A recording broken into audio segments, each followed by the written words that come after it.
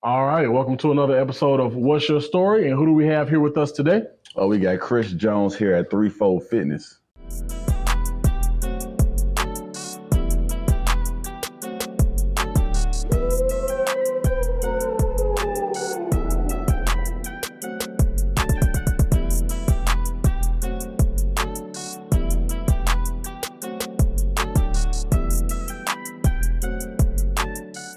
Threefold Fitness. Yes, sir. All right, where you from, man? Columbia, South Carolina, here. Born and raised.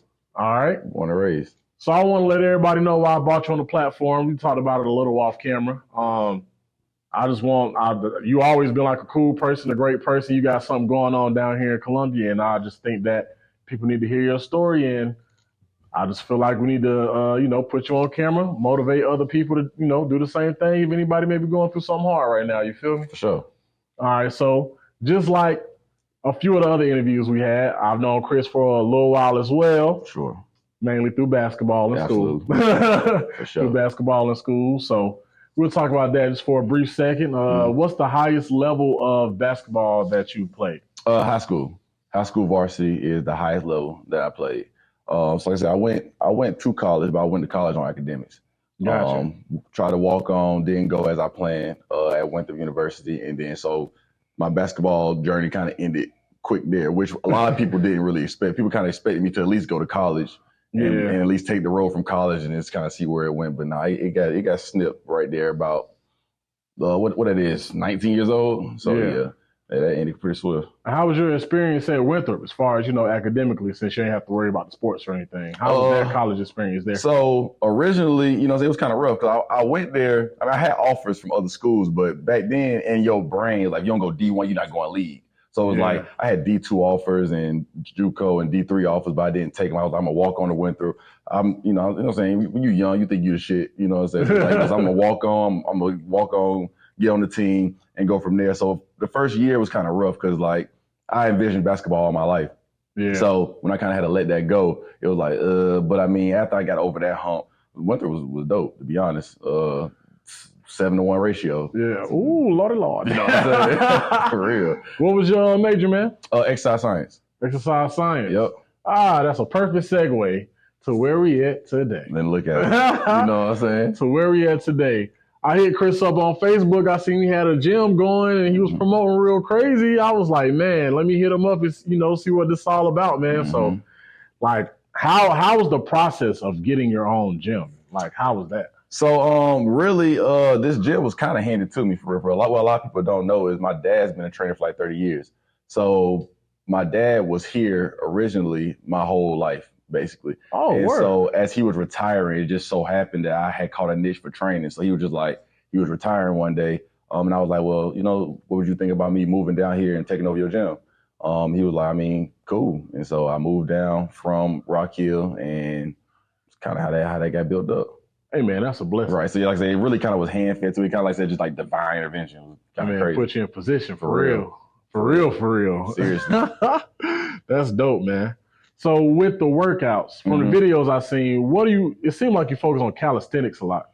So I do kind of like small group personalized training. It's kind of like what I do. So I do groups, and it's more so of just cable work, free weights, we do tire flips and strength training, but I try to make it fun and engaging, but also make it to where each individual can get what they need, even if they're 70 years old and 25 years old in the same group type of thing. So I kind of try to blend the gap between just having to where most group classes, everybody do the same thing. Like you come in, you do the same thing, but I make it to where it's personalized, and just so happens that my clientele is kind of between like an age of 22 to about 35. So most of it is kind of like high intensity rope slams, cables, calisthenics and things of that nature. But I kind of do a little bit of everything for real. Do you write up any diets or anything for anybody too? I do personalized nutrition plans. Everybody who signs up gets a nutrition guide that comes with it. So I do a little bit of everything.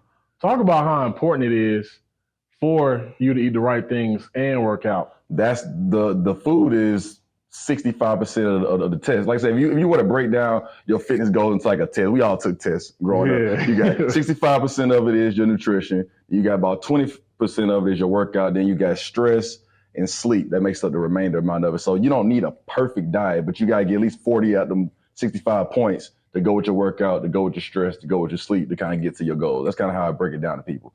So it's a very important part. Don't got to be perfect. I ain't going to tell you can't eat your ice cream and shit. You just got to cut back for sure. Moderation. Yeah, moderation. Spread it out. Right.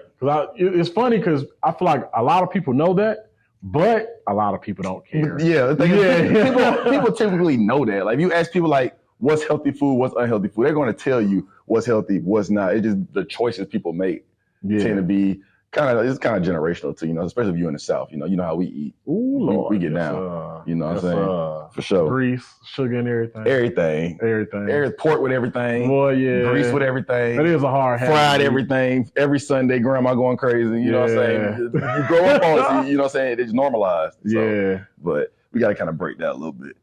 What's your biggest success story you've had since being here as far as with a client? Biggest success story. You don't got to say their name or anything if you don't want to. You know what I'm saying? Probably I was helping a woman. She was having issues bearing child because of weight and just other kind of health complications. Her kind of working out here, I think it was like a 7-month period. We got her down like 50 pounds. She was pre-diabetic. That got all wiped out the way and everything. And now she actually has a child, whereas the doctors at one point told her that she probably wasn't going to be able to. So I think that would probably be my big success story, because it goes from someone who wants to bring life into this earth, not being able to or being discouraged about it, to now having a whole human being. Like that touched me a lot. I'll be honest, for sure. Yeah, that's fire. Nah, for real. It seemed like a very humbling experience. Yeah, because like, dang, it's like, bro, somebody come to you like, you know what I'm saying, like, doctor telling me like I don't really need to even try for a child. Like, I'm high risk all over the place. Yeah. And then to go from that to having a doctor's appointment where they're like, you know what, actually you might be straight, to actually being able to get pregnant, to then actually having a successful pregnancy and still being able to work out is dope, life changing, literally. Yeah. So that's fire. That's fire. Yeah. So since you had the gym, man, what has been some like difficulties that you've dealt with as far as owning the gym? It could be any type of difficulty, really. Yeah. Right? I think just staying consistent, even when things even when you don't have the clientele. When I came down here, I had 2 clients. So it wasn't like I was making money for this, but like I said, the gym has to be paid for. Like I said, you still got rent, light, all these other things. So I think staying the course and building clientele over a period of when you can't really charge what you feel like you're worth, because no one really knows who you are. So you got to kind of undercut your prices.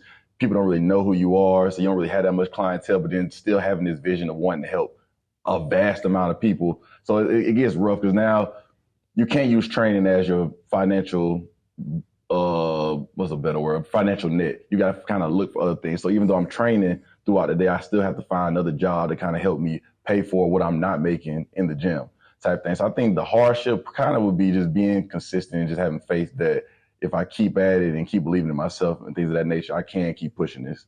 Yeah. For sure. Where do you see the gym in, like, I would say 5 years? Easy. I always had a vision like a mega gym. I want to have like a one-stop shop for health. So you come into the fold, you'll have your training, you have your massage therapy, you have your regular therapy, which I think a lot of people, like I said, venture off from, like I said, just actual therapy sessions, smoothie bar, meal preps, just like a one-stop shop for actual holistic health. Yeah. So you just come in and whatever you need health-wise, whether, like I said, you're having a bad day, you need a therapy session, you need a massage therapist, you need to get some training in, you need to get a smoothie, you need some meal prep, whatever you need, you can just come into this spot and take care of all that.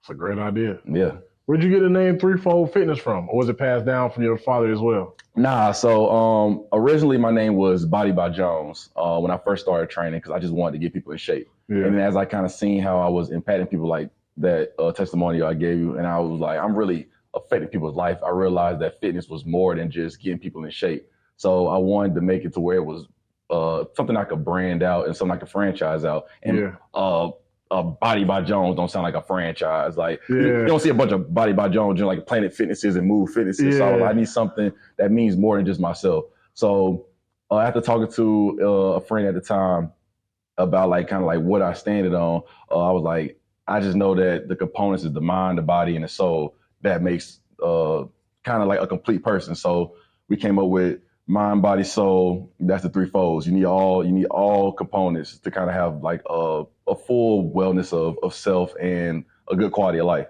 So that's kind of how that kind of came about. Those are the three components. Yeah. Those are like the different folds or layers you could kind of say. And then I just added fitness at the end. And then when I heard it, I just like, that's it.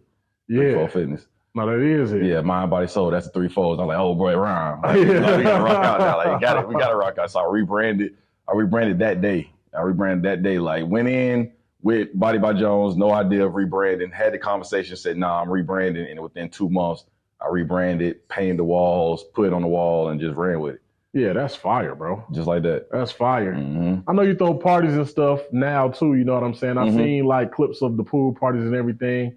Do you tie that in with the gym as well, or do you keep those like separate? So even the parties are for the folds. Like I said, the pool party was originally, like I said, it's called Fold Friends Frenzy. So basically, like it's promoted for the fold, and they tell their friends. It's just for us to kind of celebrate what we've done all year, the bodies that we created, the atmosphere we created, and the family we created. Because I want the fold to be more than just, I want to be a family. I want it to be a synergy. I wanted us to feel like, you know, so we all are one. So I wanted to throw events for us, and then people can tell their friends, and then obviously it goes from friends telling friends, and then now it's just this is a big function around what we created here. So it's all the same. The parties, I promote the parties with the fold. We do a formal at the end of the year where we kind of all dress up and look nice and have catered food and blue carpets and all types of nice stuff, and all that is the fold. Even though a lot of people may be like, you know, saying like, how does that intertwine when there's going to be liquor and things involved? I say, I promote balance. I promote moderation. I promote real. You know what I'm saying? I don't want to be, I'm not them sergeant behind ass trainers that be, we're in the real world. You know what I'm saying? So like, as long as we 80-20, as long as we 80% of the time doing the right thing, if you as an adult decide that you want to eat bad or have a drink or something, it's not going to kill you at the end of the day. You know what I'm saying? So I promote just authentic